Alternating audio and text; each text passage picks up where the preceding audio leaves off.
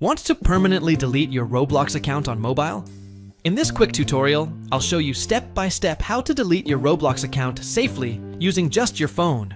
No computer needed. First, open the Roblox app on your mobile device.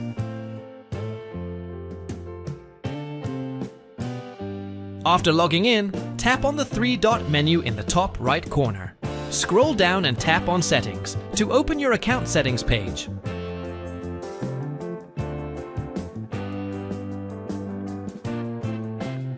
Now, tap on Privacy and Content Restrictions.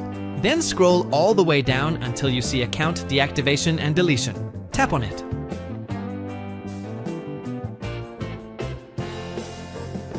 Next, you'll see two options: Deactivate Account and Initiate Account Deletion.